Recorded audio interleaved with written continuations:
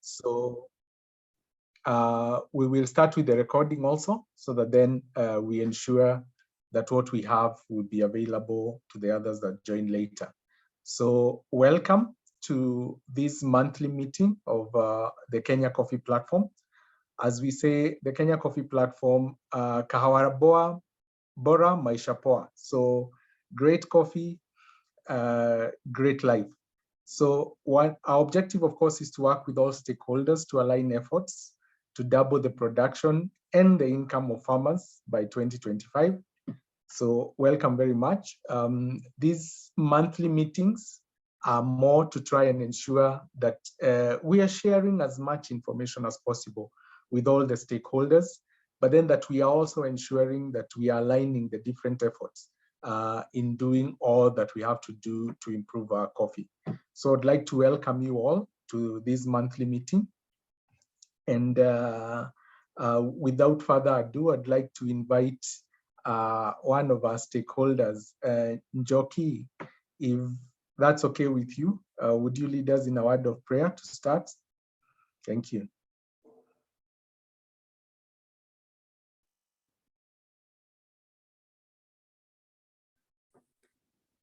Good morning, everyone. Let's pray. Dear Father, we give you thanks for your love and your care. Thank you, Lord, for this nation. We thank you for the agricultural sector. We thank you for the stakeholders, the farmers, the producers, the marketers, and everyone who's involved in the in the whole production and marketing. Lord, we pray that you will lead us all. Lord, even as you have brought us together for this meeting, we pray that you will help us in our deliberations, and may your name be praised in all that we do. This we pray, believing and trusting in Jesus' name. Amen. Thank you very much, Njoki. And without further ado, today's agenda is a very straightforward one. So we have the opening prayer, and thank you, Njoki, for sharing that with us. Then we have a statement from the chairman. We have some remarks from the chair of the caucus of agricultural CECs.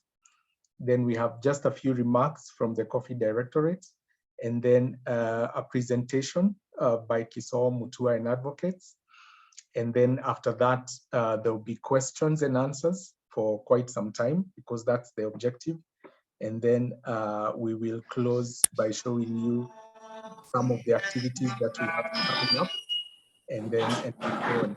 So what we'd ask as part of the etiquette of the meeting, that when we are not talking, or when we are not supposed to be talking, that we mute our mics. And also, maybe as much as possible, I think at times for bandwidth, it's also good to put off your camera unless you're the one talking. And also the fact that we are recording the meeting, so which then we will share the deliberations that we've had today with others, but also with you, maybe for checking. We are very grateful for all that have joined us. We see it's quite a high-powered attendance, you know, all the way from CECs.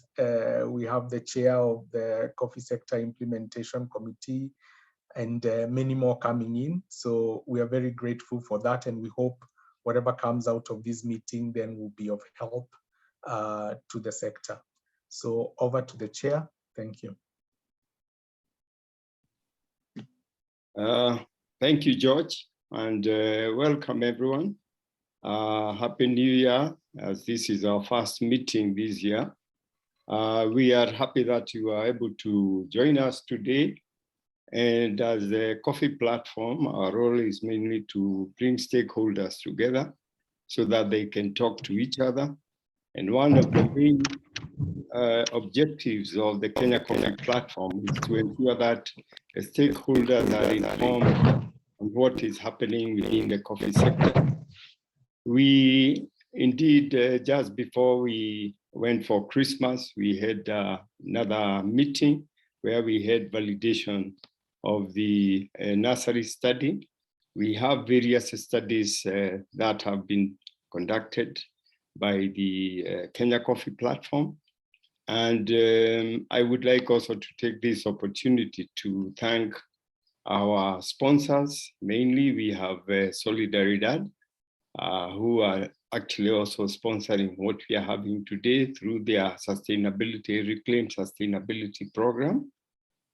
We do also have Rainforest Alliance, who are supporting us. We do also have Global Coffee Platform, and they are also our good sponsors as a platform. And then, of course, we have had partnerships with like the World Coffee Research, who helped in the study that we had last year, the nursery study.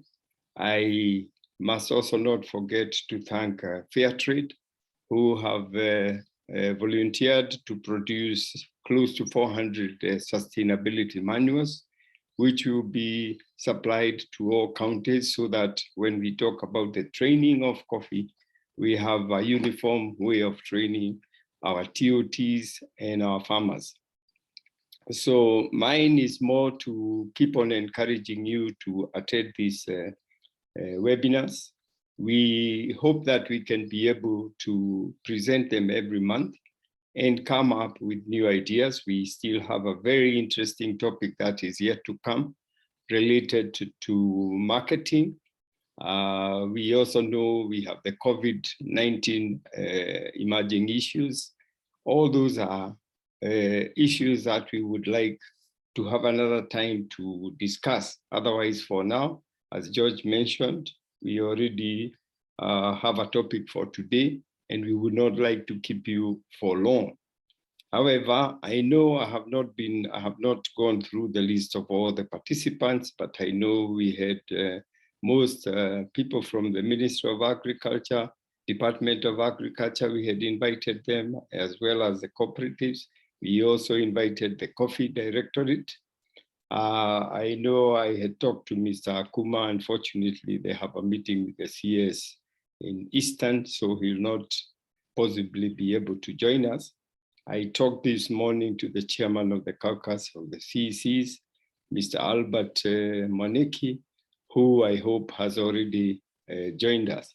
So welcome all of you, and let's make the best of this time. Let's understand these bills so that we can be able to make decisions which are out of knowledge. So I think if, I don't know whether the chair, Albert Maneki, are you with us, Waziri, already?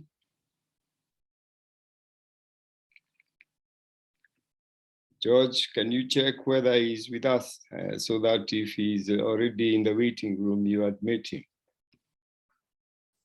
I think he's not yet in, Okay. but maybe we can start, and then once he comes in, then we can also give him a chance to make the remarks later. That's fine. So then I think it's fine. We can, over to you, George.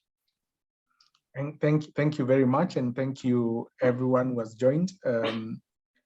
So since the caucus chair, oh, he's just entered. Unfortunately, I think it's going to be hard to ask someone to talk as they've just entered. Don't worry, they are always ready to talk. Over to you, Chair. Okay, thank you. Bwana Mwaneki, Waziri, karibu. I hope you have already entered the meeting room.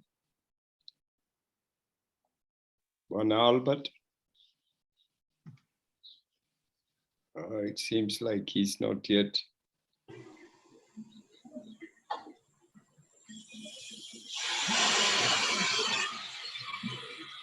Waziri, I can see you. Can you hear us? Yes, you can see me. I can see you, and everybody is waiting for you to give your. Okay, very good. Thank you very much. Sorry, I got a bit late. But I think you are always ready. Yeah, I got a bit late, but nevertheless, I'm able now to join you. Okay. Apologies for that. Karibu. Asante. So you can proceed with your opening remarks. We have already given people the background, and we have welcomed them. It's just your opening remarks as the chair of the caucus, and then we'll go straight to the presentation. Thank you very much. Very good. Thank you, Mr. Karugo, and the organizers of the Kenya Coffee Platform. Indeed, it's a very good day today, and also we still are enjoying the new year, so it is also important that we welcome everybody to the new year. It is not yet end of January, I think it is day. So I wish to welcome all the participants, including all the CCs who are here in present into this forum on coffee matters. We are alive to the fact that coffee still remains a very, very important crop for us, and a commodity also for both trading and also consumption as a beverage. And therefore, we take it very kindly that we have that gold with us. Sometimes people call it black gold, others call it green gold, but I think it's a gold by its own rights because of how good it is. And I think we are prepared to continue supporting the coffee sector and the coffee programs. And we all know what is happening in the world. We are blessed with a very, very good climate, tropical climate, where we do not experience very adverse effects. Of course, we have effects of climate change and all that, but we have seen what has happened in Brazil, a total devastation of the entire crop. And therefore, we thank God that our tropical climate favors us a lot, and therefore we should safeguard what is freely given to us by the Creator, our Maker. And so we are alive to that. And then, well, whatever we are doing ourselves as human beings, as regulators, as practitioners, as people in the sector, we must do it to guard that commodity that is dearly given to us. And so I wish to welcome everybody. I think we've listened to you. I have seen there's already a presentation that was sent to us prior. I've also been able to just go through it, but we will listen to the details. And then, of course, we need to know what is in these two bills, the Senate bill and the National Assembly coffee bills, the two coffee bills, one in the Senate and one in the National Assembly.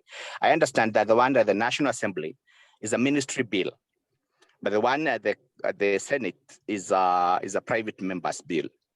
And what we probably will be looking forward to is to see how the two bills can be consolidated so that we do not have two legislations parallel. Because even if they are passed, both of them, which one is an implementer of the law? Which ones do you take and which one do you reject?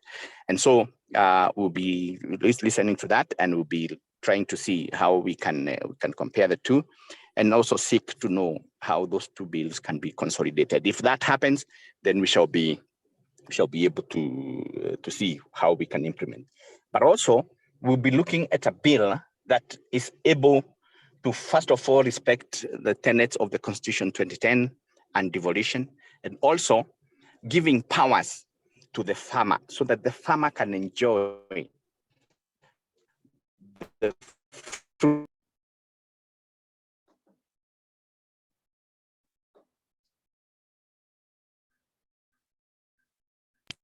Say thank you very much, and I welcome you all. Asanteni sana. Back to you, Bwana Karugu. Thank you very much, Waziri, for your remarks. And maybe just before we get to the presentation, I would like, we have the secretariat, KCP secretariat staff who are with us. And I would like them to wave to the participants so that they would know them. We have Ivy, Derito, and then we also have Manuel. So with those two, if there are any issues related to the KCP, they're always available and would be ready to help. So like I said, I think I had also forgotten when I talked about those who have supported us in various programs. I talked of Solidaridad. I talked of the Global Coffee Platform, Rainforest Alliance. We had the nursery study from the World Coffee Research support. And then we also have Fair Trade, who I said have already produced close to 400 manuals, sustainability manual for the training of our farmers and our TOTs. And I think finally, last but not least, we also had some funding, which was given by Slovak Embassy to support Mutira farmers in a small project for beekeeping. So karibu everybody, and I think without wasting more time, I would hand over to you, George, so that you can invite our presenter, George. Thank you very much, Chairman. And without further ado, I want to invite Mary Kiso on behalf of Kiso Mutua Advocates to take up and present to us. Thank you. Over to you, Mary. Good morning, everyone. My name is Mary Kiso. I am the founder of Kiso Mutua and Associates Advocates, a law firm based in Nairobi. I am an advocate of the High Court, a chartered arbitrator, a mediator, many other things. But the purpose why I'm here today is because I am a policy review expert and a corporate governance expert. And so without further ado, I can see our time has been spent. I'll just go straight into my presentation.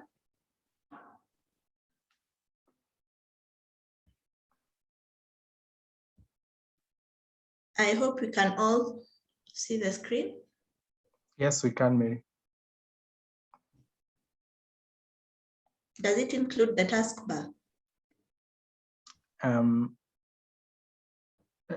It's full screen. Okay. It's presentation. Okay. So I am doing a presentation on the draft policy. It's an analysis that I did and I gave it to KCP. It's a policy impact analysis report of the two bills, the National Assembly Coffee Bill 2021 and the Senate Coffee Bill 2020.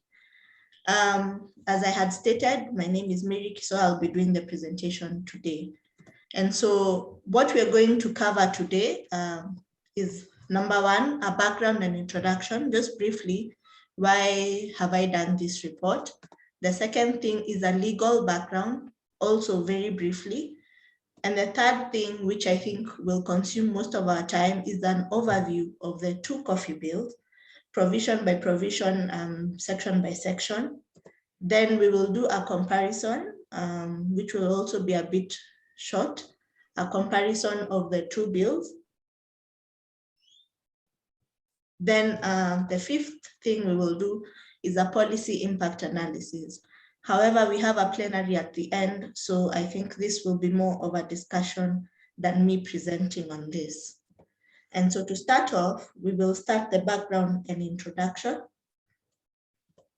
This report was commissioned by Sauti ya Kahawa, or Kenya Coffee Platform, and what Karugo said is a Reclaim Sustainability Coffee Program, which seeks to strengthen the interaction between a responsible private sector to improve the position for coffee farmers and workers in Kenya and Uganda as a result of an innovation and inclusive private sector that sources and trades coffee transparently and responsibly.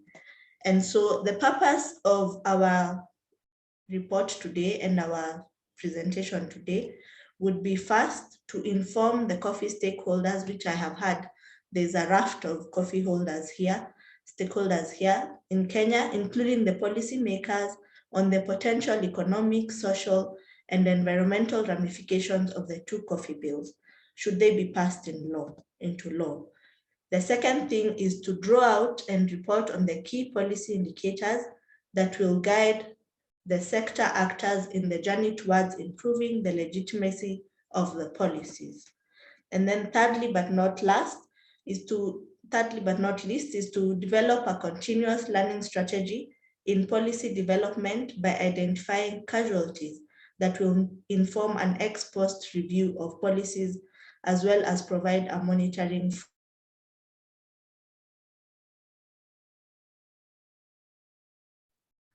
This is important because towards the end, you'll see how the legal framework has been evolving over time.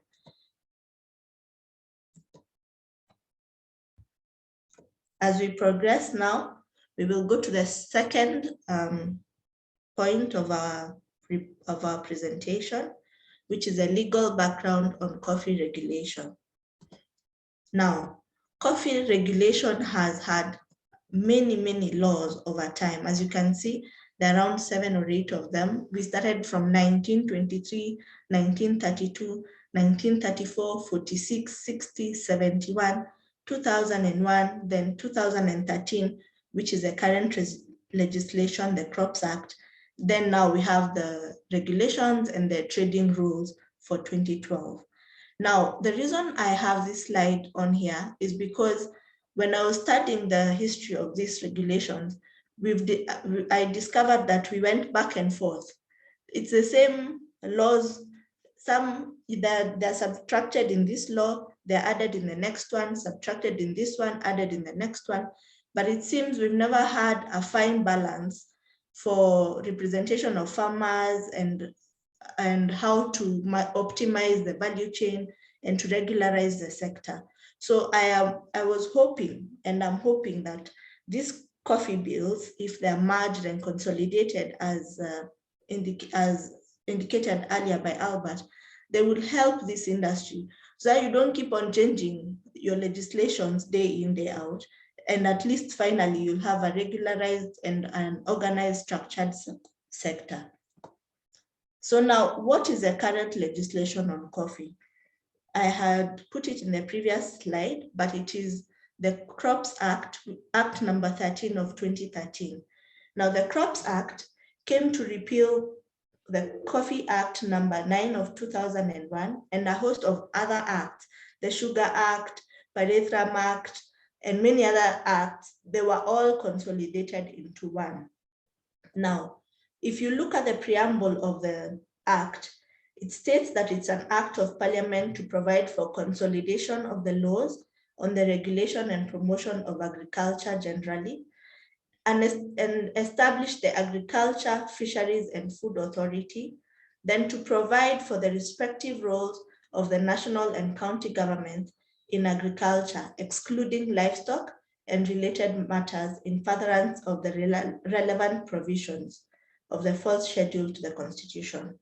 This Crops Act also gives a provision, give me a minute. The Coffee Act also gave leeway to the specific sectors to come up with their own regulations. And so right now, what we can see is that, 1 minute,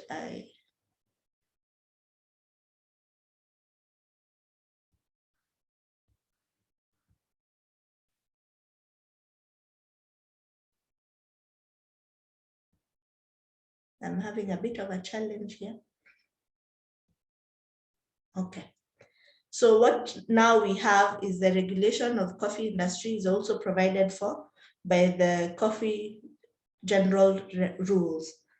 Now, the main reason why we are here, we are now getting into the overview of the coffee bills 2020 and 2021. I shall start with a brief introduction because as Albert had stated earlier, there are currently 2 bills. There's one from the Senate and one from the National Assembly. The Senate one was sponsored by Njeru Ndwiga, who's the chairperson of the Committee on Agriculture, Livestock and Fisheries, and it was gazetted on 23rd October 2020. It was passed by the Senate and forwarded to the National Assembly. In fact, as of last week, Thursday, the National Assembly was trying to review what the Senate had passed to see whether they have any amendments and to take in account any memoranda that had been submitted to them to propose any amendments to the Senate.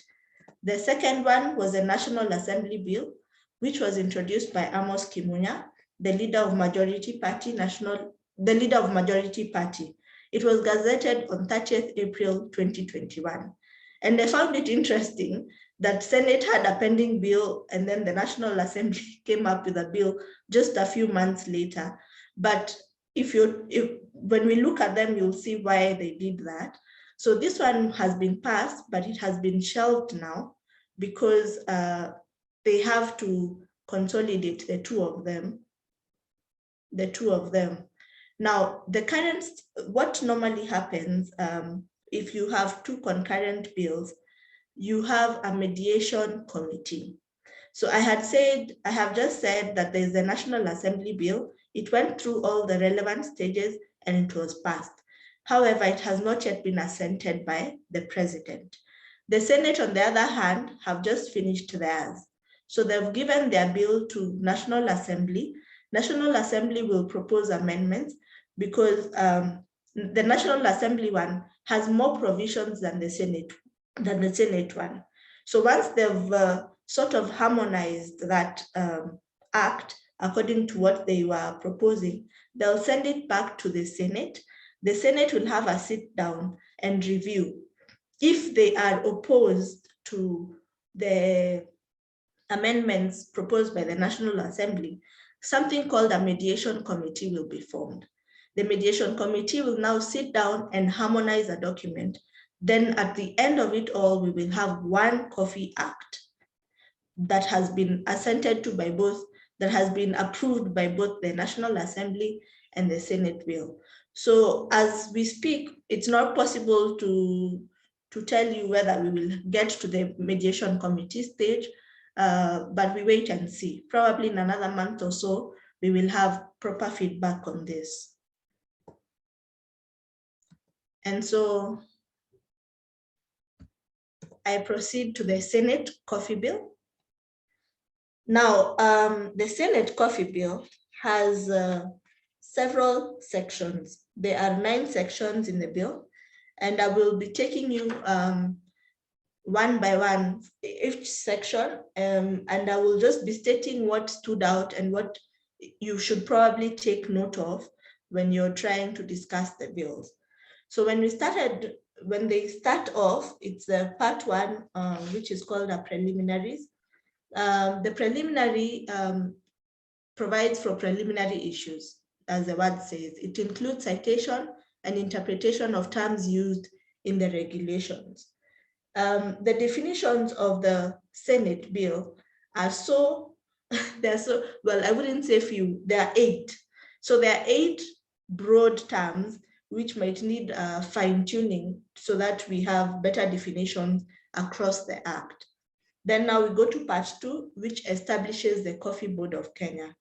It establishes its powers and functions, composition, then the CEO office, and general provisions on how the board will conduct its business.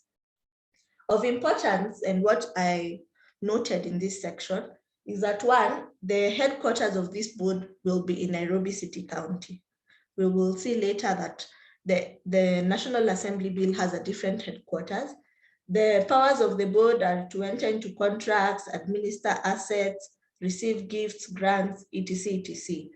But what I found interesting was that the board is a body corporate. It's like a limited company, but it has been given powers to borrow and lend money.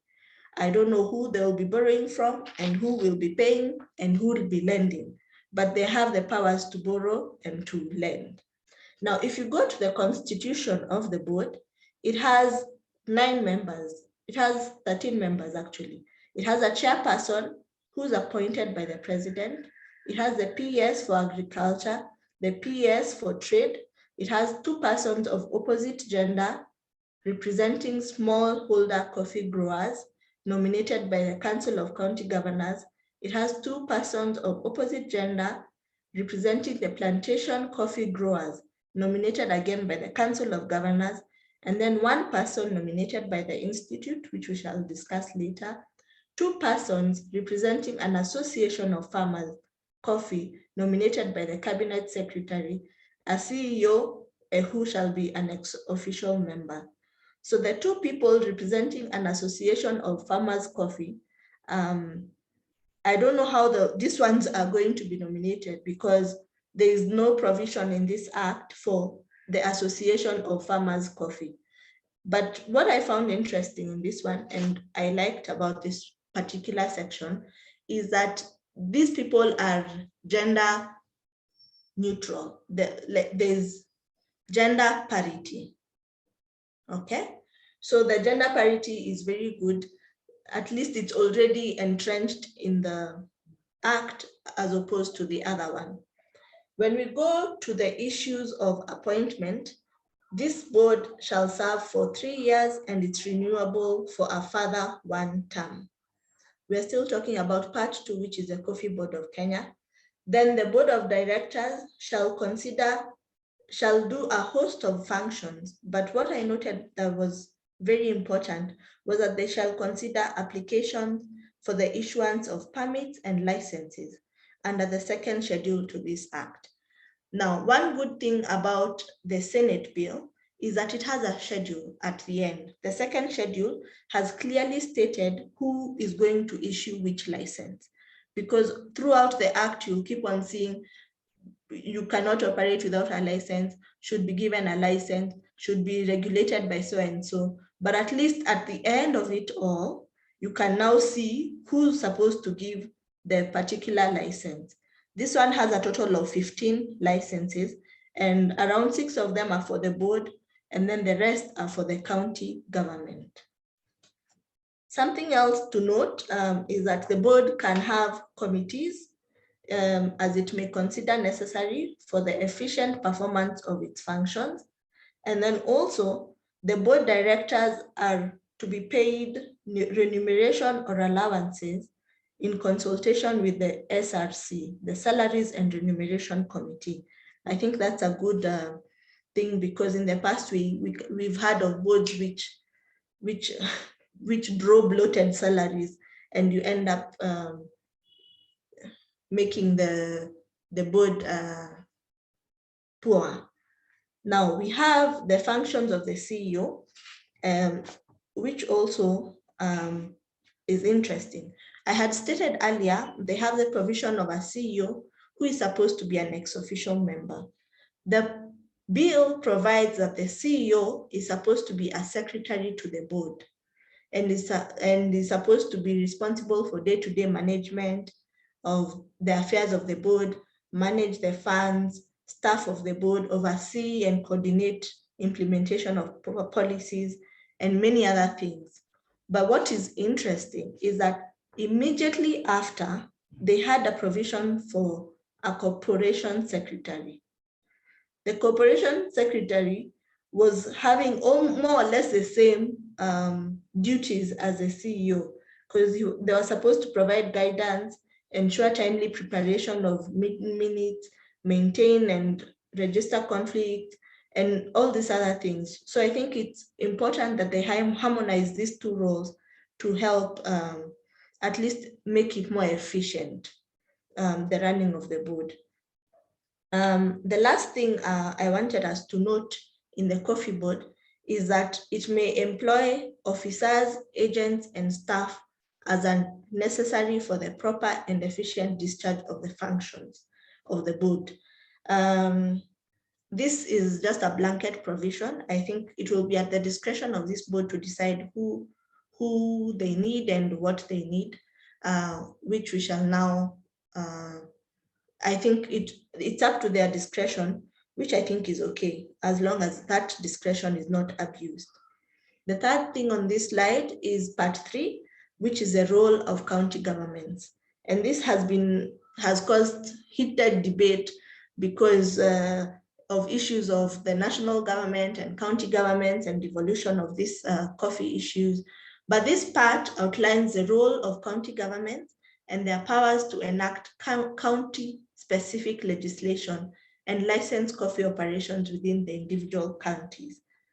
The only risk with this section is the duplication and increase of permits and overlap of powers, because you can see at some point, you'll see the board can issue some permits, the county can still issue the same permits. And so that harmonization is what might be key, which as I had said, at least it has been harmonized eventually in the second schedule.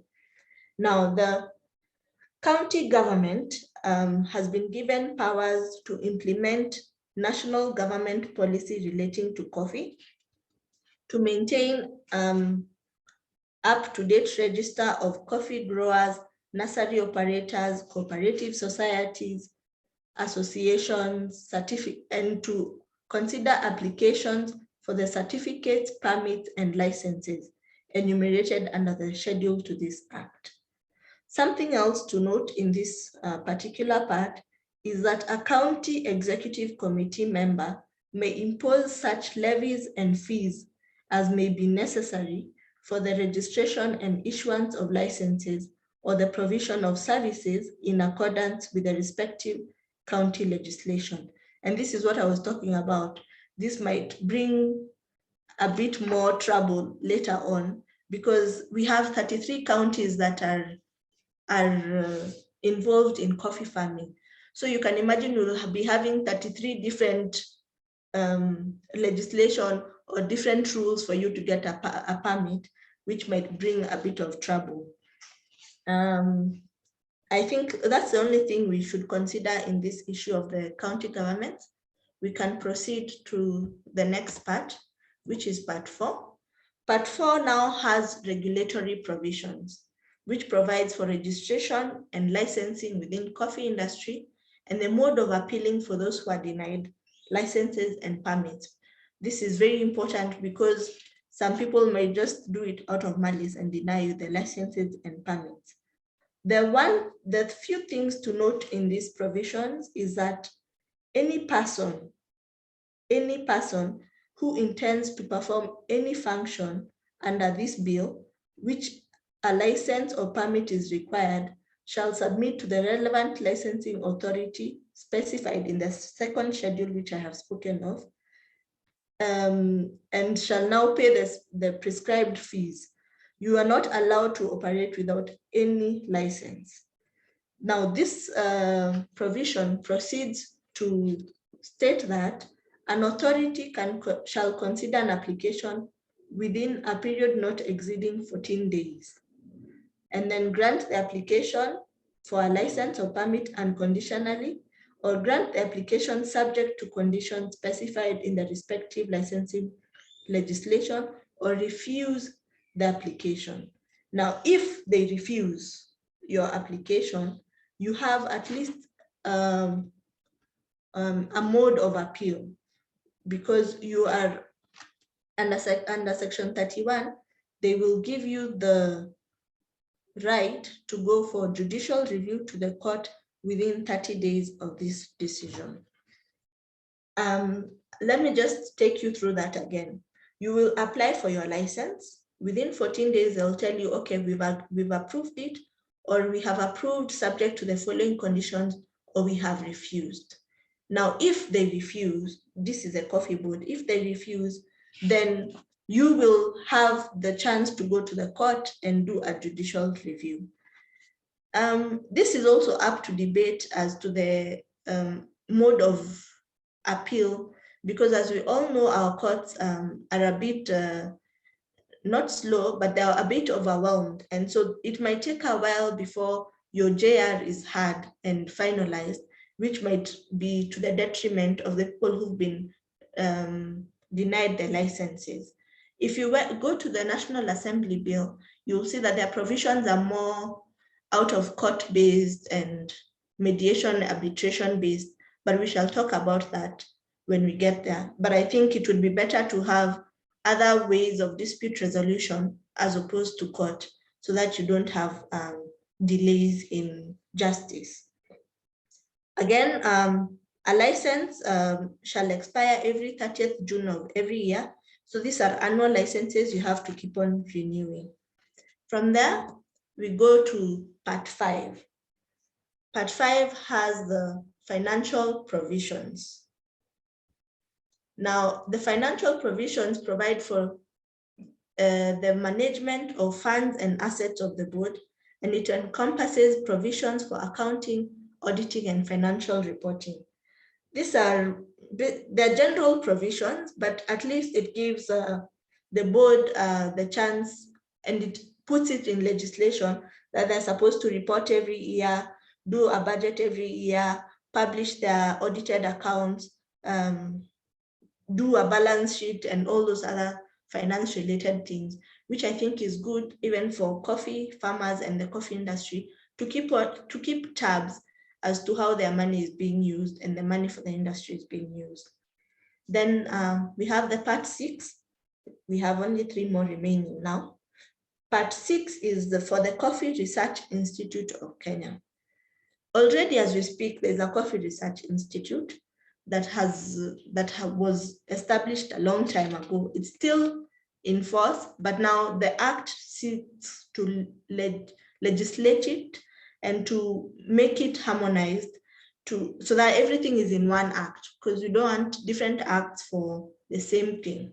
So this particular part establishes the institute and designates its headquarters in Kiambu County.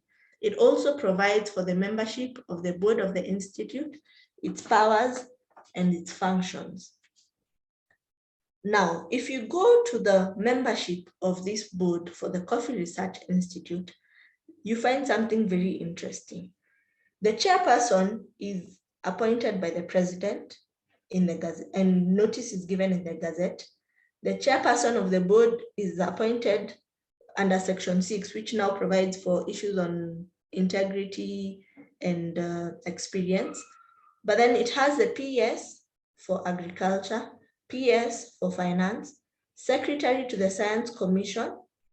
Then there is one person representing coffee growers nominated by the cabinet secretary, one person nominated by Commission on University Education representing the universities, a CEO again, who's an ex-officio member. The one thing I noted is that the term for this board is 4 years, renewable, but the term of the CEO has been capped at 5 years. And so I don't know if they did that because of institutional memory and transition, I don't know, but that could also need to be harmonized. The remuneration again is on advice of SRC, which is the Salaries Remuneration Commission. Then of course, the section has all these other things about removal, about the staff, about protection of members from liability, and how to sign and issue instructions. Then now we go to the 7th part, which is financial provisions of the institute. Now, it describes what constitutes funds and assets of the institute and the powers of the institute to invest or borrow and keep audited accounts. I had mentioned earlier, even the board has power to borrow and invest, borrow and lend, but I don't know to who exactly they're envisioning the borrowing and the lending to be to. There's nothing much to say in this provision. They're pretty standard provisions, so I won't dwell much on it. Then we have the miscellaneous provisions in part 8. Now this is an omnibus of provisions. Basically, anything they feel they had left out falls in this section. So it has issues on arbitration, penalties, exemptions, regulation, among others. Now, this one provides for arbitration by the board. I had stated earlier that you need to go to the court to do a JR, but here at least they did the arbitration clause. And it states that a party who is not satisfied with the decision of the board may within 30 days appeal to a court of competent jurisdiction again. But then it says that the board shall arbitrate disputes arising between any parties in this act. So parties is everyone who's a stakeholder in the coffee industry. The last part, the transitional provisions. This is now, as we stated, there's an existing regime, there's existing framework, the existing boards and the research institute. So now this details how the coffee board and the institute shall progressively take over all matters touching on the coffee industry from Agriculture and Food Authority, and the KALRO, Kenya Agriculture and Livestock Research Organization. The transition provisions between the Senate one and the Assembly one are more or less the same, but they're quite thought out. They're well thought out.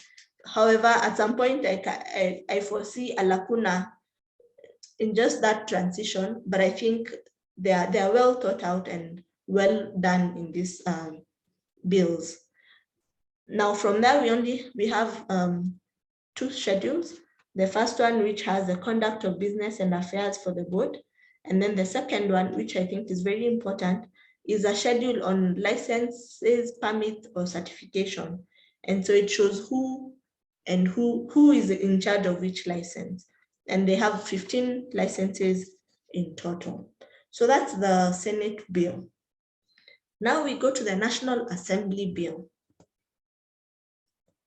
The National Assembly bill is 2021.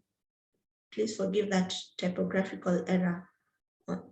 2021. Forgive the error on top there. Again, this bill has been arranged more or less like the Senate one. The only difference is that it has more parts. In fact, it has 14 parts. The other one had 9, but it has, in my opinion, I feel like if this one is a bit more detailed and sector specific. And so we start again with the preliminaries, which include citation and interpretation of terms used in the regulations. The National Assembly bill has 40 definitions. Now, the other one, the Senate one, had 8. This one has 40. Now, this one, I had said you need a broader definition, but now it has become so detailed that some things have been left out. The Senate one was just broad, but it was too broad. You need specific ones. So I think both of them need to find a balance where it's not too little or it's not too much. I think what stood out for me in the preliminaries are the issues of milling, a miller agent, a miller marketer, and milling, and a miller's license. The issues there, you can go and have a look at it. The issues there around whether if you sign up as a miller, you're also a marketer. And if someone comes to you to do their milling, they're also signing a marketing agreement with you. But I think that will be harmonized towards the end. The second part is just like the Senate one, establishment of the coffee board. So it still has powers and functions, composition of the board, the functions of the CEO, and general provisions on how the board will conduct its business. The other board had 8-9 members, but this one has 13 members. And these members, I shall just read them out for comparison purposes. There is a chairman who's appointed by the president. There are 3 members representing the cooperative societies where coffee is grown. There are 2 members representing the plantation coffee growers of Registered Coffee Estates Association. There are 2 members representing coffee trade organizations. There's a PS for agriculture, the PS for finance, and the PS for cooperative development, or a designated representative, then a representative from the Council of Governors, and the members are to be appointed by the Cabinet Secretary. Now, at the end, they put a managing director who will be an ex-officio member. In the other bill, this person is called a CEO. But what is, just to compare the two, the Senate one was more gender specific, but this one left it to the CS in charge of the agriculture to be the one to decide how to come up with gender parity. And I think that's gonna be problematic at some point. Also, this representation, when it comes to issues of farmers and whatnot, it still doesn't have proper representation of the farmer in the board. So I think that's something they need to check. And also the appointment of the 3 members of the different organizations needs to be checked. Again, in this part, the chairman and other nominated members shall hold a term of 3 years, but shall be eligible for reappointment for another term.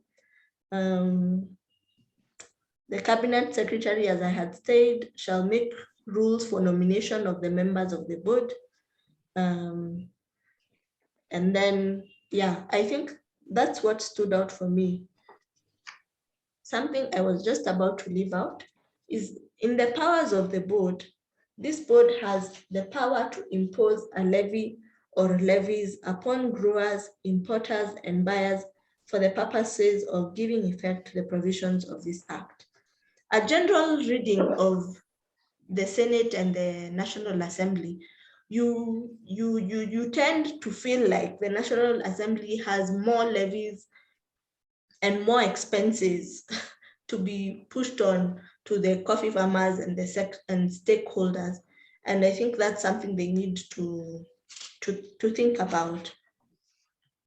As I had said, in the Senate, there's a CEO, but here there's a managing director who is appointed by the cabinet secretary from a short list of 3 names submitted to the board. Also, the MD is to be supported by a corporation secretary. And I had said earlier, these two positions need to be harmonized so that they don't have duplicity of powers and work. Again, remuneration is upon the advice of Salaries and Remuneration Commission, which I think is a good thing. Then now we have part 3, which is the Coffee Research Institute. Same thing like the other bill. And it also has powers to borrow and lend money, which I found very interesting. Under the functions, so this part has the functions,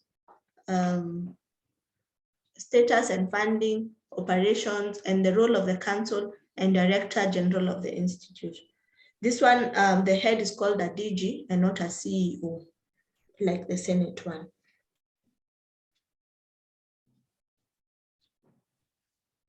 Again, the council has powers to outsource or co-opt members in sectors where they think they don't have expertise to make the decisions.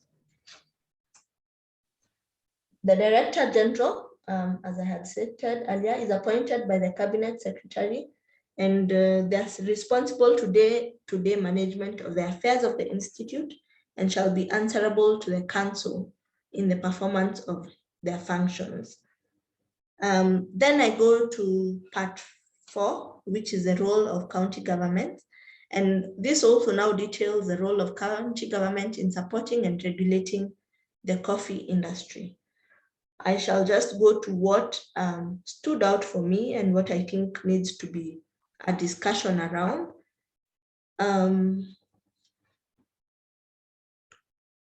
They had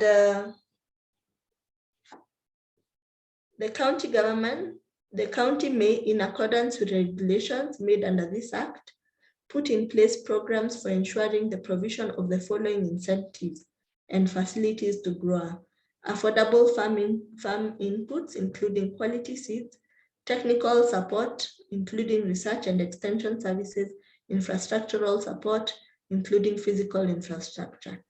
But I think these provisions are more or less, it's a one-page provision, so there's nothing much to say about it.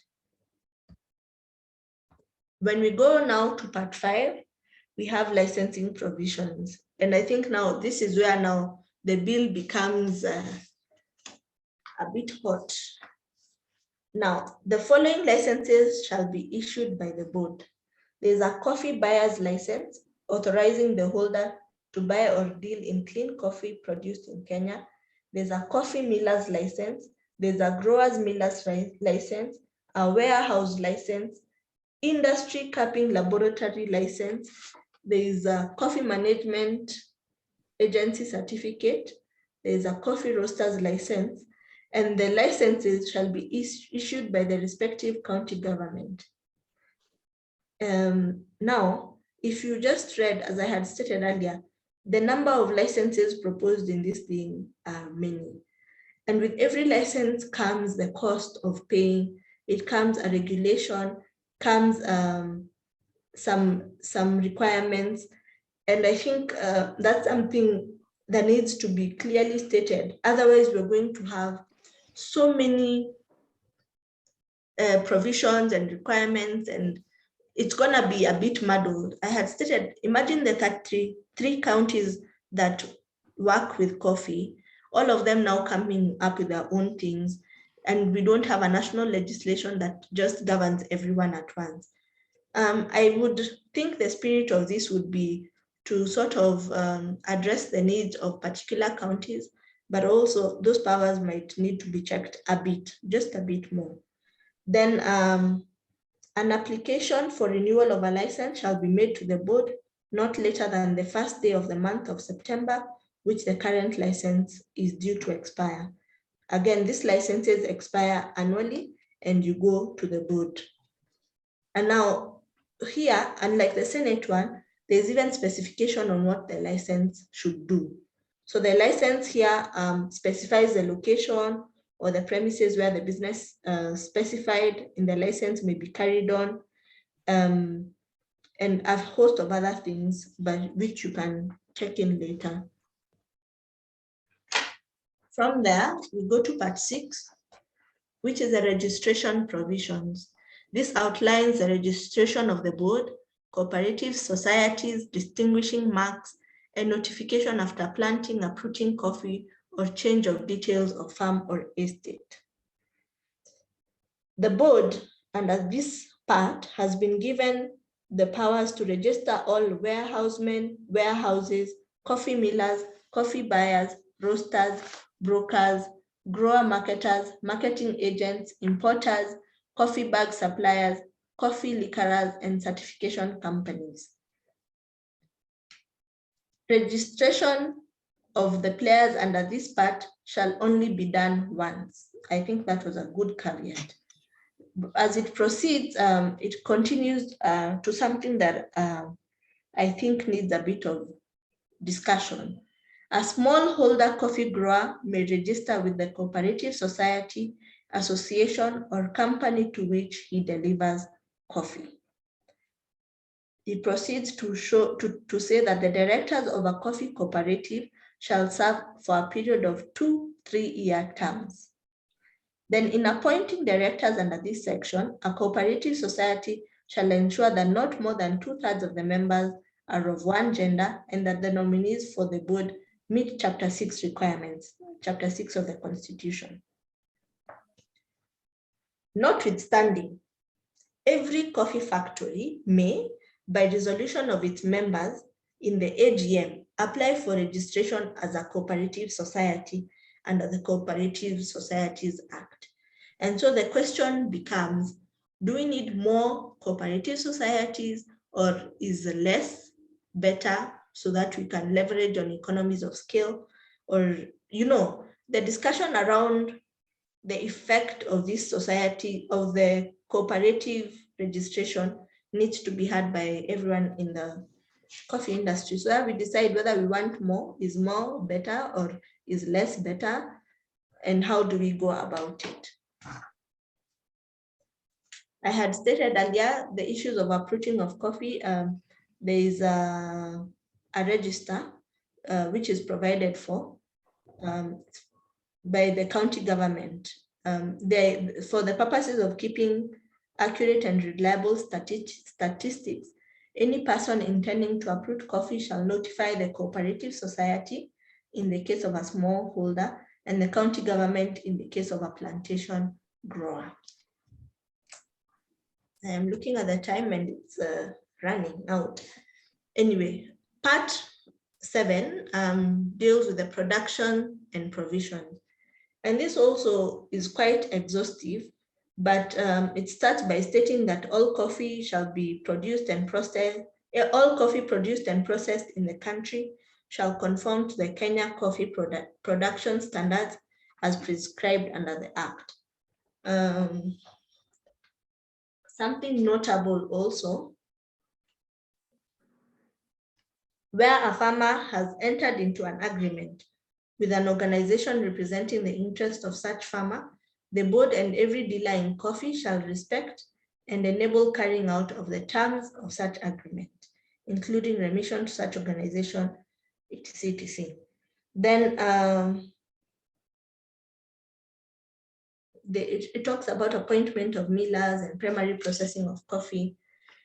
But then something I noted was that all millers licensed under this part, all millers shall be authorized to act as marketing agencies.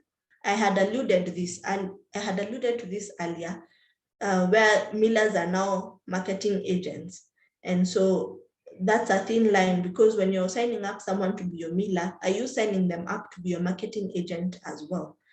But anyways, it states that they are authorized to act as marketing agents of all the coffee milled by them and may charge up to 1% of the value of the coffee sold as marketing fees. Their marketing fees has been capped at 1%. But then it proceeds to say that milling losses allowable under this part shall be capped at 19% of the coffee milled. And again, that's something I think should be up for discussion. As we continue, part number 8, is coffee trading and marketing. And this, I think this whole section needs to have a discussion, a proper discussion, because it's the one which establishes the Nairobi Coffee Exchange, and it deals with issues of direct payment of people. Anyway, let me just go through it a bit. So where coffee, okay, so it states that coffee shall be sold through auction or direct sale. And then all direct sales coffee shall be subject to price competition at the coffee exchange, whereby the direct sale price shall serve as the reserve price. Where coffee fetches a higher price at the coffee exchange than the direct sale price offered, the prospective direct sale buyer shall have the right of first refusal to buy the coffee at the coffee exchange price. As I have stated, this particular part has a lot of nitty-gritties on the sale of coffee, but then it proceeds to establish the Nairobi Coffee Exchange and the funding of the Nairobi Exchange, which shall be funded by charges, fees, and levies on auctions activity, or by official grants or appropriations by Parliament. Then it outlaws parallel directorships and cross-ownership of shares in commercial milling companies. In a nutshell, you can't be a director in many commercial milling companies or be a marketing agent for many of them, or coffee brokerage and coffee buying companies. That's outlawed.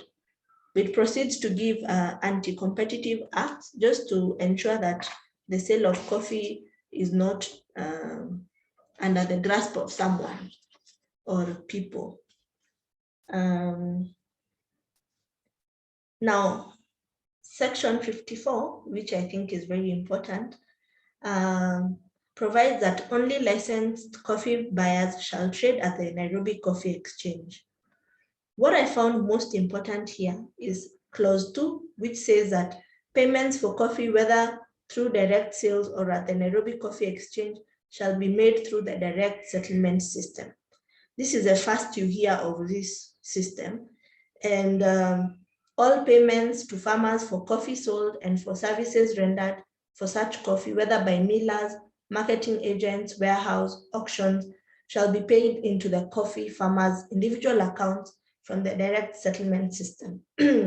So basically there's a system which does direct payments directly to your mobile money or to your bank account. But yeah, there are a few things to be discussed, including delays and small payments. Do you keep on paying as you're receiving? But anyway, that's something we'll have a discussion on. Then payment to factories or societies from the direct settlement system, which I shall proceed to call DSS, for operations and maintenance shall be 5% term of the value of coffee sold net of the milling, warehousing, and marketing costs. So there's a 5% that goes to factories and societies. And then every coffee factory shall furnish the marketing agent with bank details or mobile wallets of its individual farmers and a payment schedule. That's also something to discuss. And then it has outlawed, the same part has outlawed coffee millers and marketing agents lending to farmers on interest. Then the interest rate on borrowing by factory management against growers' assets held in trust by the coffee factory shall be capped at 5% per annum.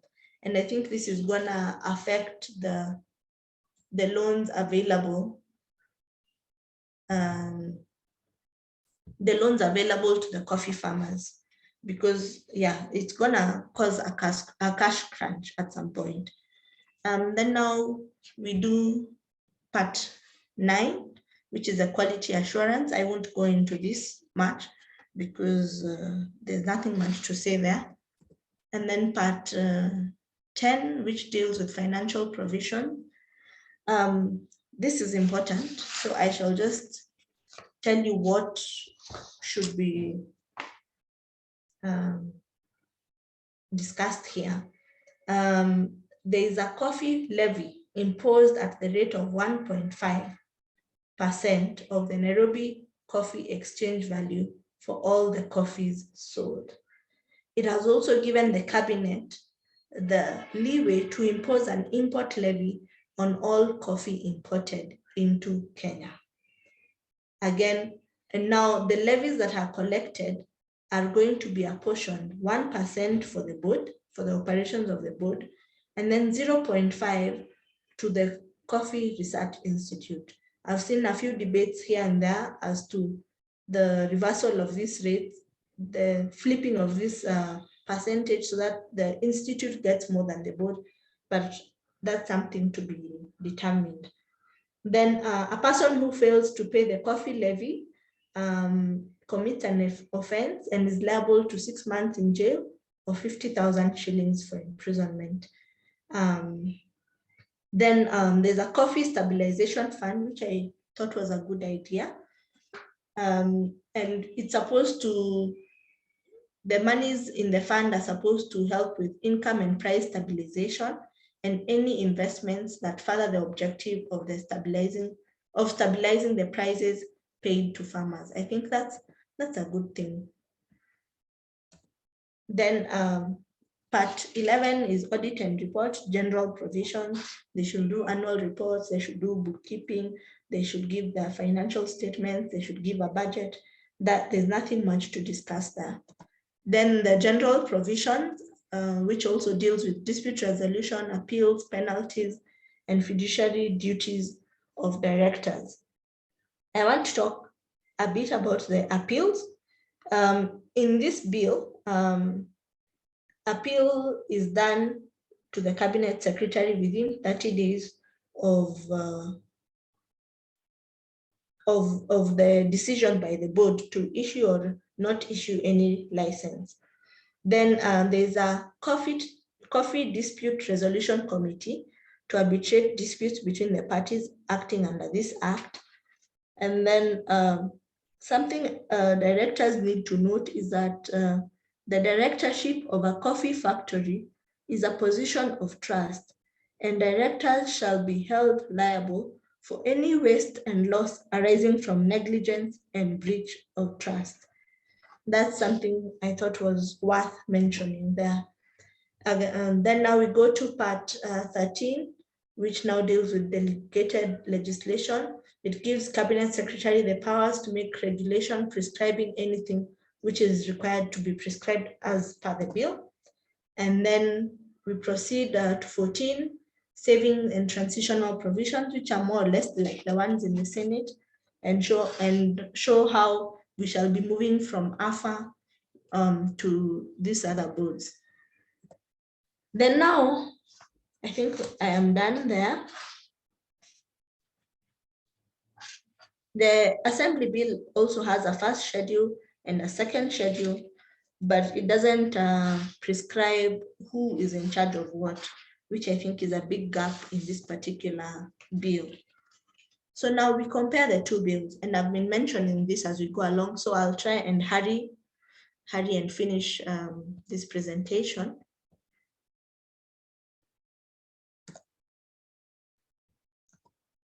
So the new provisions is at least this particular bills provide for management of coffee alone. Unlike the Crops Act where everyone is under one roof, at least this one is sector specific. Then both bills propose that AFA should be replaced, and they recreate and reintroduce the coffee board. They've enhanced composition, quality, and professionalism of and membership of the board.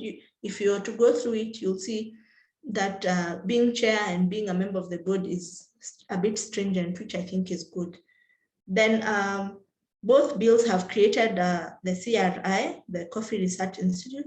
They have recreated, it's not created, because it's already in, it's already there. Now, what are the similarities between the two bills? Again, coffee boards, the Coffee Research Institute,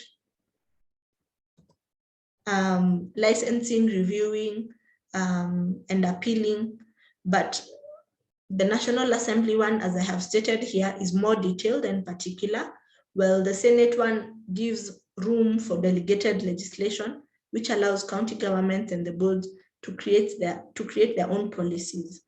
Then the national, this is a bit controversial, but the National Assembly bill overreaches and encroaches on the independence of county government functions as provided for in the Constitution of Kenya. So now what are the similarities? They've merged marketing and regulatory functions to the coffee board. They've outlined the taxes, licenses, and permits to be charged. They do not provide for digitization of any information collected, which I think is very important. Most of these registers and manuals that have been asked for are not digital.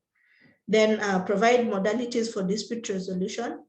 Then they make it an offense to be involved in any aspect of coffee production, milling, manufacturing, and selling without registration and license. Then provide for auditing and annual reporting. And then now, when it comes to the differences,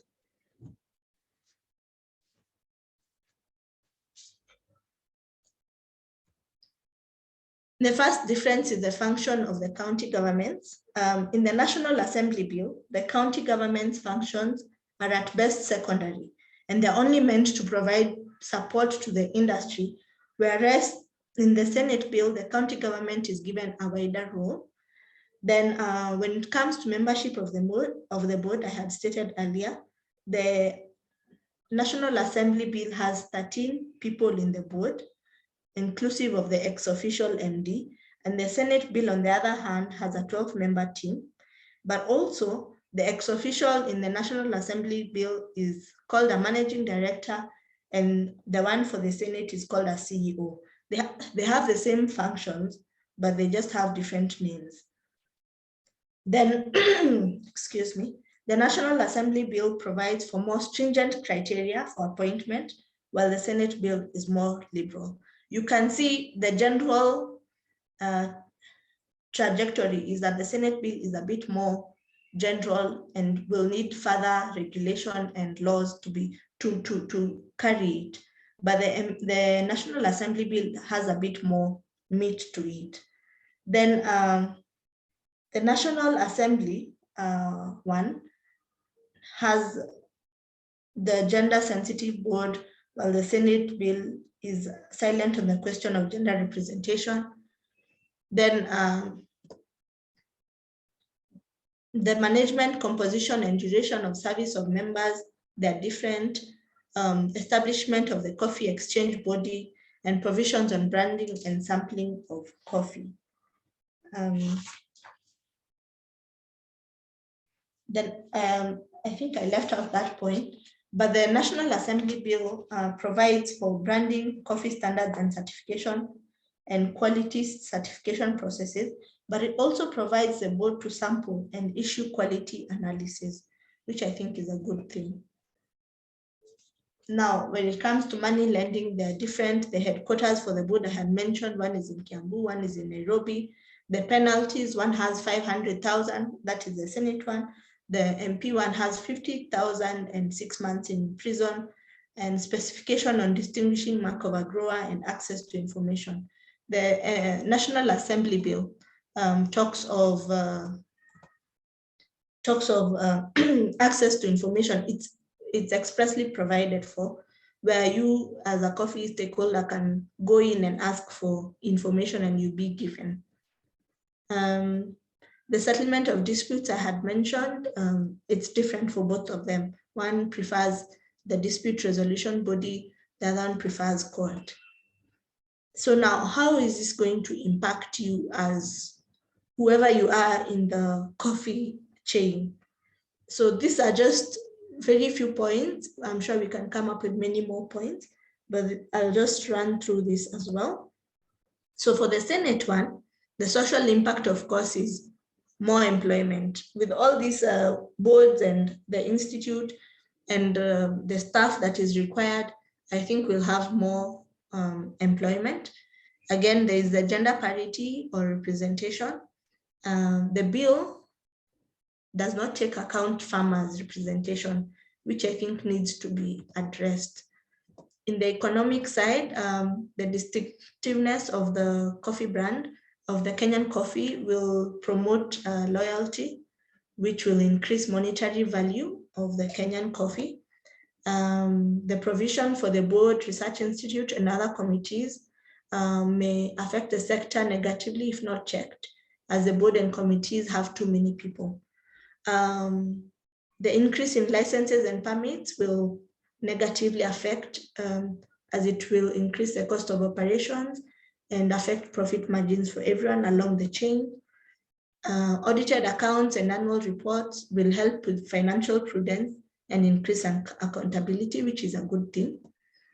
Then Section 63, which provides for the board to carry out market research, is very, very important, and it will help the board make informed decisions on the coffee industry, which will promote fiscal growth.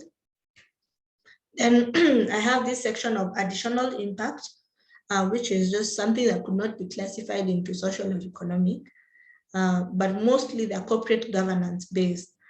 The first one is the issue of salaries. Because it's being checked by the SRC, I think it will help the members not to draw bloated salaries and help with accountability.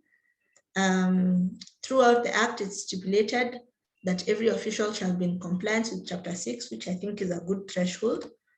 The option to appeal to court will lead to backlogs. I had stated this earlier.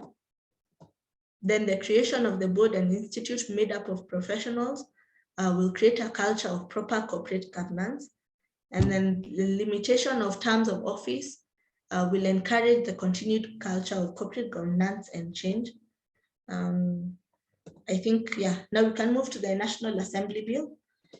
Social impact is still the same, creation of jobs, but it also will change the way farming of coffee, milling, manufacturing, and dealing in coffee will be done, which we hope will positively impact the lives of the people. And then the registration of millers, dealers, and manufacturers will make it a more accountable sector to the final consumers of the produce. Then the creation of courses focused on coffee is gonna help us to make our industry more professional here in Kenya. Then there's allocation of more money to coffee research to provide growers with crucial information in the improvement of coffee yields. Arbitration has been introduced, this I had mentioned. Under the economic impact, I think the National Assembly has more of an economic impact than the Senate one. So again, the farmers are still, they are there, but they are not yet well represented. And the certification and imposition of a quality mark will increase market rate and lead to increased profits, we hope. The capping of interest loans, as I had stated earlier, will protect the growers from exploitation, but it might discourage commercial lending, which might lead to a credit deficit in the industry. Then outlawing of any lending to growers by millers and marketing agents will protect the growers from any exploitation. This is about the coffee factories becoming a cooperative society. This might go, it's a double-edged sword. It might be a good thing or a bad thing, depending on how it's implemented. And then it empowers the farmers to make important decisions affecting production, processing, and marketing, which is good for the farmers to have a final say. And then factories will be permitted to pick millers of their choice. And it has also stopped manipulating of milling losses to deny farmers their rightful share of the proceeds, the 19% that I had spoken about earlier. Then the direct settlement system shall be made directly, so payments are made directly to all those who offered a service in the coffee value chain. It will eliminate the payment to factories that have previously constrained the growers due to late or no payments at all. But also this might be a double-edged sword, like the cooperatives for the factories, cooperative societies. And then counties have been mandated to create incentives to the coffee farmers. And the bill has proposed coffee levies that had been previously scrapped, the 2% on gross sales to CRI and the 4% on coffee import levy. Yeah, that needs to be discussed. Environmental, I know they had provisions for uprooting of coffee, which I think is a good thing. And I think that's it. I shall end my presentation there with a conclusion that both bills are aimed at regularizing and improving the sector, which is a good thing. They are not yet harmonized, but they will in the long run, if they're not harmonized, in the long run, it will escalate supremacy wars and equally frustrate any reform agenda in the sector. So it's my proposal that they need to be revised, incorporate a few more clauses that will help the farmers, and then hopefully they will do the mediation committee so that we have a harmonized document. That's the end of my presentation. I think I shall stop there. Back to George. Thank you very much, Mary. And I think it's been quite a long distance. And we can tell you need a small break for water. So as Mary takes a small break for water, it's also nice to know who is in here. So there's a small poll that is appearing on your screen. Please describe yourself in the best way possible as we start taking questions. Now we can see we only have 1 more minute left. We had said that if you had any comments, then it would be good to put those comments on the chat, and we have received quite a list of comments. So I think the best way to take questions is either to stratify for that 1 minute. So I give the farmers a chance, I give the county government a chance, and maybe also ask whether we can go over by another 5 minutes. So then we have questions from 5 people, and then we end it at that. But thank you very much, Mary. I think it's been a lot to take in. We will keep this recording. This recording will be available, but also Mary's report and this presentation. But we also ask that if you have anything that you would want considered before the report is finalized, then after watching and after reading the presentation that had been shared previously, you can also send comments either directly to Mary or through KCP. So if you've not put the poll, then please do. And then let me go, I think I'll start with the farmers. So we have the chair of KCPA. Peter, can you please just ask 1 question or 1 comment? 1 minute only, please. And others can also raise their hands just in case, so that if after Peter speaks, then I can sort of like follow. Thank you, Bwana George, and thank you for the opportunity. My one question is on the issue to do with the direct sale, which is not included in terms of the levy. We also concerned about how are we going to tame the cherry hawking, which may actually lead to the collapse of the industry. Thank you. Thank you very much, Peter, on behalf of the farmers. Who else wants to come in? I'm not seeing raised hands yet. So, and we've agreed to go for, we have another 4 minutes left. Anyone who wants to come in, or do I choose? I see Benjamin Musungu from KEPSA. Benjamin, 1 minute, please. Thanks, George. Mine is just twofold. One is to inquire maybe what's the next plan of action. And number two, to just appraise the team on the status of the two bills that are before the houses. The Senate bill is actually due for committee discussion tomorrow. So we might be time bad in terms of submitting our memorandum if that calendar is anything to go by. So perhaps we might need to look at our fallback plan. What happens next beyond the dissemination of this analysis? Can we perhaps thread the discussions into a memorandum that we'll submit to the Senate for consideration, or is it just information for our digestion? Perhaps that clarification is important. Thank you. Thank you very much, Benjamin. I also see Tim Jaggi from Tegemeo. Tim, the floor is yours. Thank you, George. I think first of all is to thank Mary for taking us through the great presentation. And I think also the stakeholders for raising a number of comments in the chat box. I just wanted, at some point, it felt like you were going back through some of the issues that had already been raised from the 2015-2016 task force.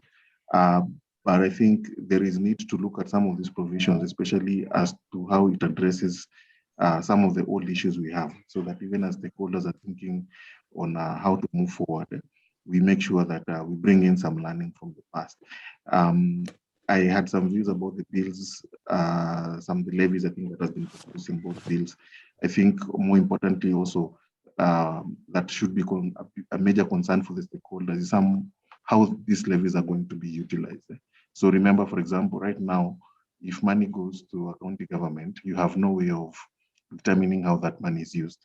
In the previously when you used to have the levies, at least you knew that the money would go to the coffee growing regions and kind of support coffee farming. But right now, any levy that goes to the kitty, the county government kitty, basically they are a prerogative of deciding how to use that. So just some quick reactions for stakeholder to digest. Thank you.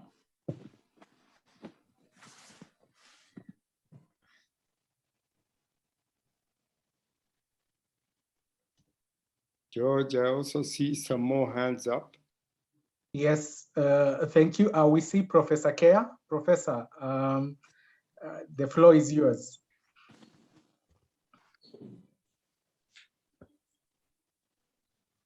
Professor, unmute yourself. Can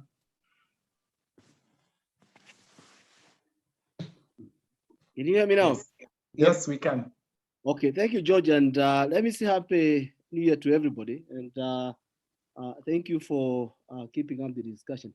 I have a very detailed comment on Mary's presentation, which I think maybe I can do in form of right. But I have a few ones that I would like to bring. First of all, there are some factual errors on the procedure posture of these two bills. The Minister bill has only gone the first reading. It hasn't even gone to second reading as yet. The Senate bill has gone through the third reading within the Senate, has been approved. But based on, there is a requirement that they have to seek concurrence within National Assembly. And that's why that bill will be discussed by the Agriculture Committee National Assembly. What I haven't heard is that you cannot have two bills. So basically, if there is any provisions that are missing within the Senate bill, the Ministry bill will will amend. And I'm again, based on what Amir was saying, that that can be done at the amendment level. On the historical review, I think Mary, it's very narrow.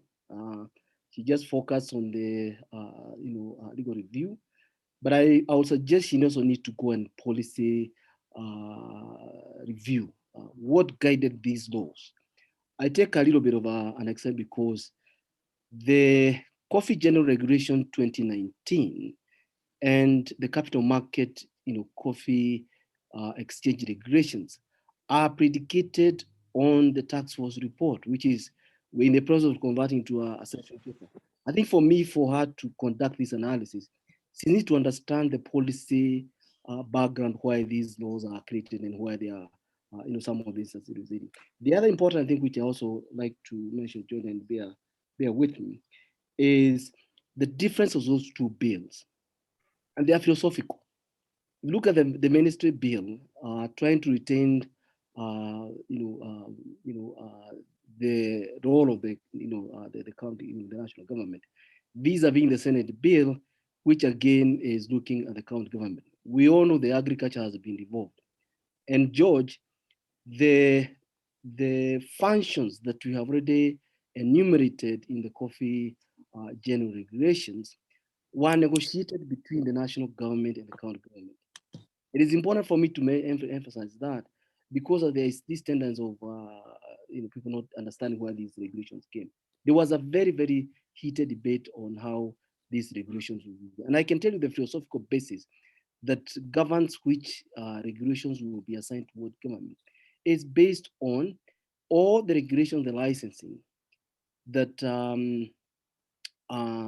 that didn't have any interjurisdictional impact were given to the county government. The only function that the national government is supposed to, or the licensing they're supposed to give, are only those licensing which have inter-county jurisdiction implications. So again, that need to be developed because I think we are in this, as a country, we haven't sorted out the role of national government and county government. But obviously, from a legal standpoint, the agriculture has involved and county government should have all the most of the licensing. The other thing that I would like to mention, my committee analyzed these two bills, and the three basic contentious issues which are still remain are three. The first one is that we removed the marketing license for the value chain. The second one, and the ministry bill is trying to reinstate the marketing, licensing. The other important difference is the role of the county. Okay, the ministry bill tend to dilute, the role of the county government, which again is under our constitution, it might not meet, the constitution. The final one is the role of the capital market authority. All commodities are regulated by the CMA, and this is based on the policy as well as the law. So NCE, that's the Nairobi Coffee Exchange, falls within the mandate of the Capital Market Authority. So, but if you look at the ministry bill, discounting the role of the county, which again, from a legal and policy, point of view, might be problematic because if the only way we can leave the Capital Market Authority is to amend the policy as well as the law. So thank you very much, George. I have so much I can really allude to, but I thought those are key areas which I think are, takeaway that I'd like you guys to pick. Thank you very much, Professor. And also thank you for offering, to also share some of the others in writing. I think I had seen Dr. Irongo. Dr. Irongo will give you the last chance from Murang'a County. I had seen your hand up. Yeah, thank you. Yeah, I'm here. And thank you very much, George and Karugu and everyone else. The only reservation I had about one of the two bills is the one that does not advocate for delegation of legislation to a county government. And I'm happy that my chairman the KCPA chairman has raised an issue of coffee hawking. I think we should allow counties to come up with county-specific rules and regulations that address problems that are being faced by the farmers in that particular county. And I'll give an example of two counties. One is Bungoma and Murang'a. In Bungoma, I share with their CEC. They don't have rampant cases of cherry hawking, but I can tell you in Murang'a, already it has brought down two societies that today there is no delivery to some 6 coffee factories. So I would advocate for a bill that gives us mandate to come up with some regulations to curb the malpractices in our counties. Thank you. Thank you very much, Daktari. And any other comments? We are 12 minutes over. I can take one more. And like we've said, and even as Professor Kea has commented, we will welcome any written comments. Like we previously said, this presentation will be shared, and also the recording and the report that Mary has prepared will also be made available to everyone. So I don't know whether anyone from the trade Sarah, wants to say anything. There is Sarah. Her hand is up. Sarah. Hello, George. Thank you, George. Thank you for a good presentation.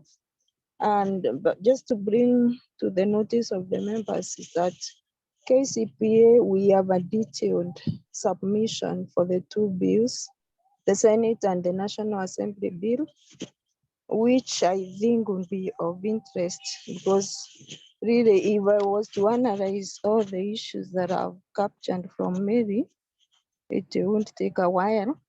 But maybe if I can be around to share with the platform our submission that we did to the Senate and National Assembly, maybe it won't be of help to capture the issues of the farmer. Thank you very much, Sarah, and we look forward. And if you allow us, we'll also share the same memoranda with the rest of the team as part of what comes, as part of the documents that come out of this. Chairman, I see your hand up. Thank you, George. I just wanted to make a general comment that we have legal issues in what we are discussing. And I also think that I saw a few chat questions from the people participating in this meeting, which I hope they can also be answered. Of course, when we talked about capping of things like the milling losses, I think I read somewhere where somebody had mentioned that is scientific, so you can't cap it. So we must understand, even as we discuss this topic, there is that part which is also involving science, indeed, and there is that part which is also involving legal. And it's important to hear all the sides, but it is good to hear that we can have all these reactions coming back, because the purpose of the platform is to bring people to discuss issues that will affect the industry. The idea is, if of course we can harmonize what we are seeing in the two different bills to make it even better, then of course that will accelerate what we are all planning to do. So maybe, George, you could just point a few of those queries which had been pointed in the chat for the purposes of the plenary to hear. Thank you. Thank you very much. Also, in the interest of time, I'll pick a few, especially from those that have not spoken.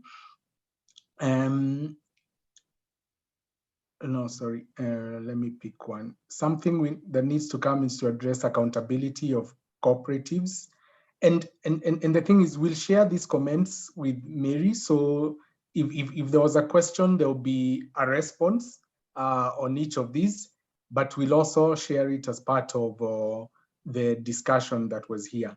I think that's easier because there are quite a number. I don't know, unless, Chair, you find one or two that you might want to put through. Over to you.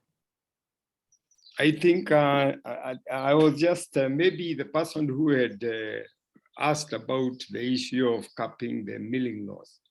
if he's still in the meeting, he could expound what he exactly wanted to comment about. That is the only one which I think I found perhaps something, a reaction could be good. All right. So if you're in the room, I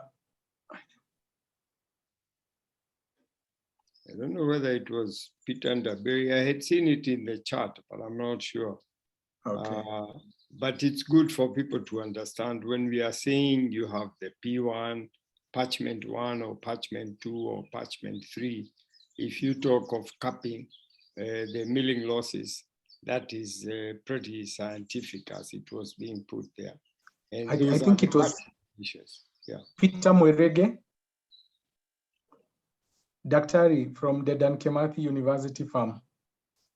If you're still there, I think it's you who had mentioned that.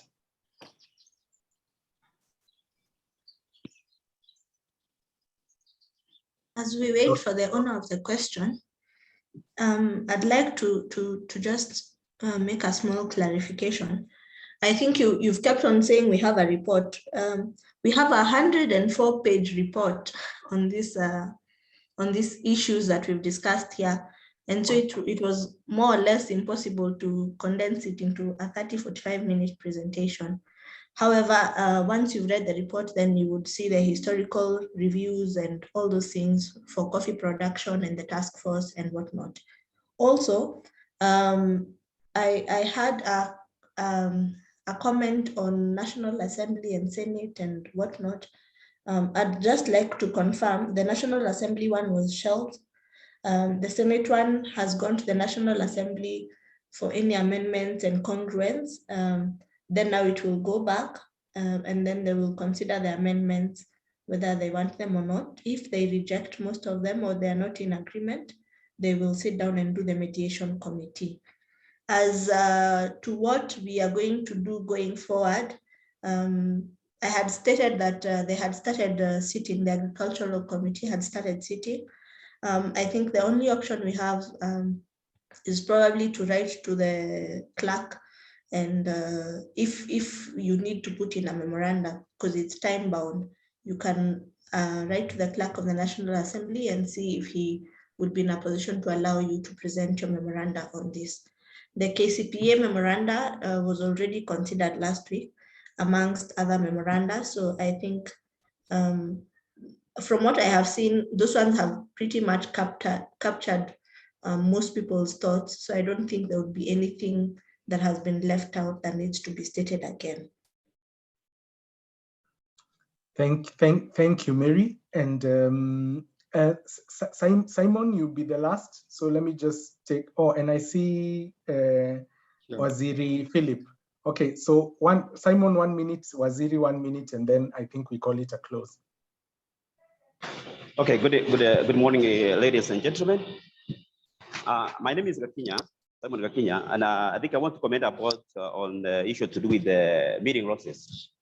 And out of experience for many years, I think previously we had the finding of the coffee research, where we had a range of talking about parchment 1. All things held constant, the normal state of 30%, but it can be plus or -3. Sometimes even you find it can even to 16 point something. We have parchment 2, which is 25 plus or -3. But I think in today's time, we have a challenge.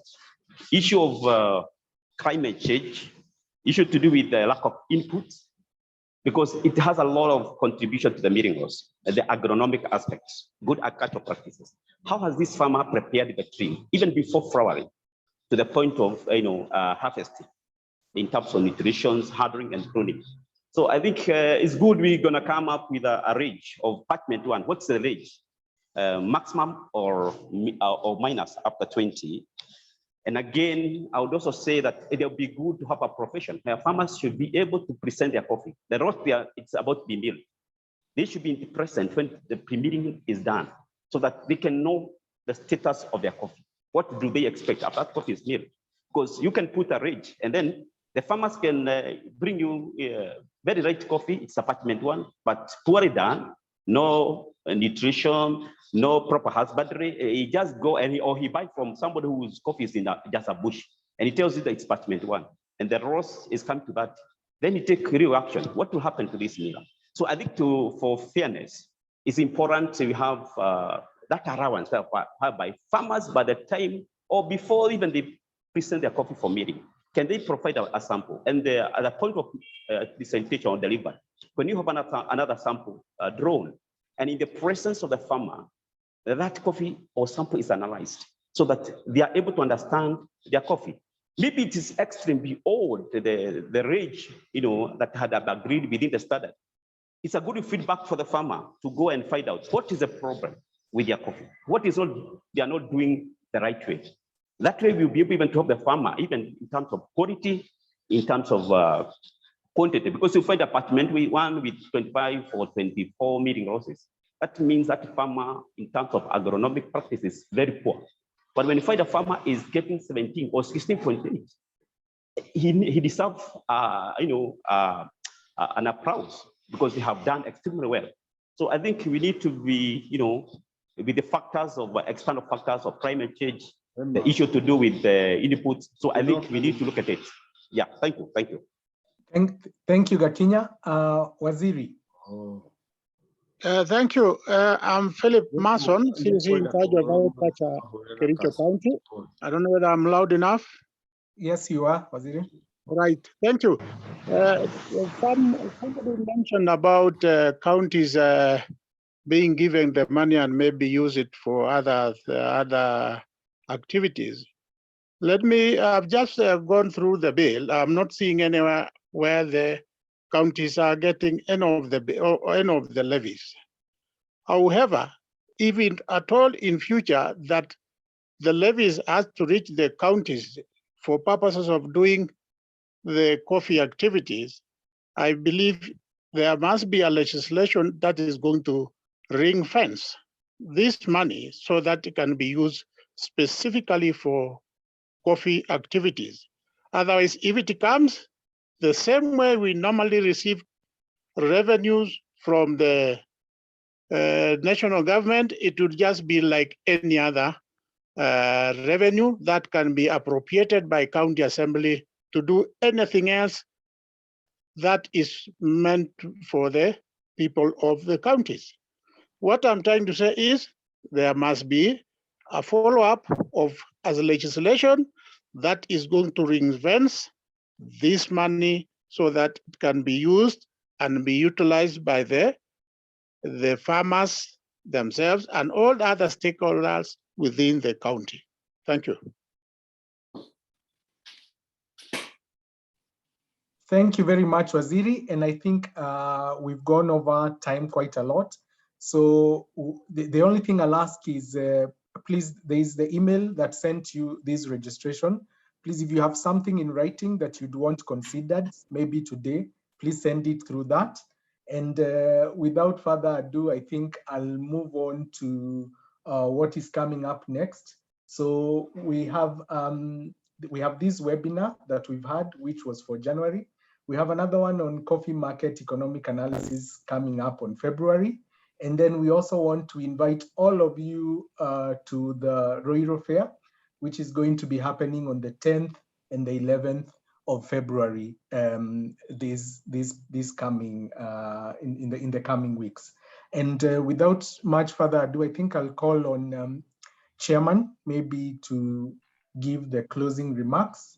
And thank you for giving us 25 minutes extra of your time. And we are very grateful to Solidaridad also for making this possible. Thank you. Sorry. Thank you very much. And I think we took more time than we required, but you'll agree with me, this is a very important topic. Our role as KCP was to create an atmosphere where people could understand the two bills.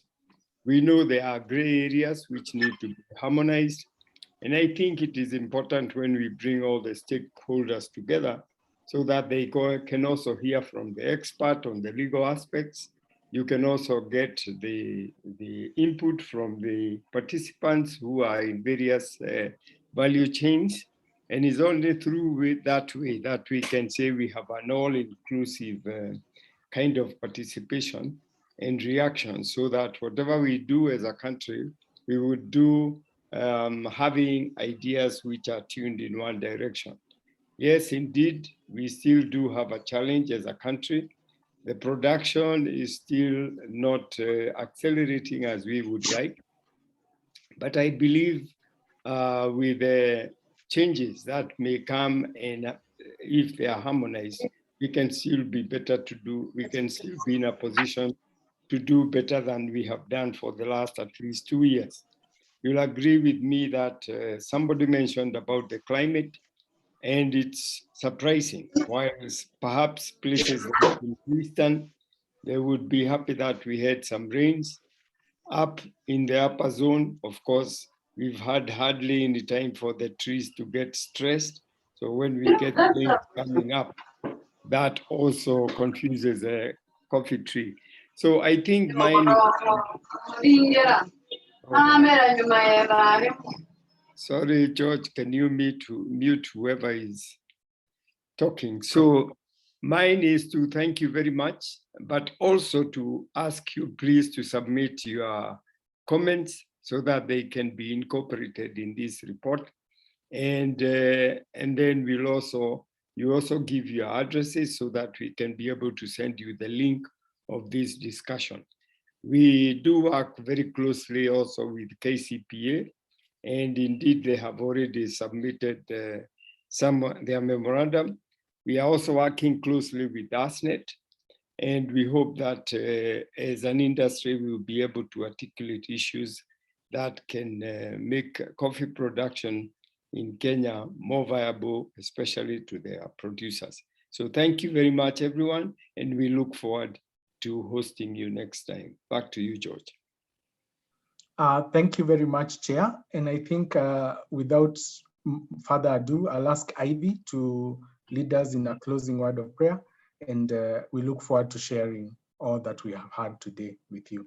Ivy. Okay, thank you for attending. Let's pray. Mighty God, we thank you for today. We thank you for being with us throughout the presentation and the deliberations. Father, we place each and every discussion that we've had into your able hands and ask that may you guide us and give us the wisdom going forward.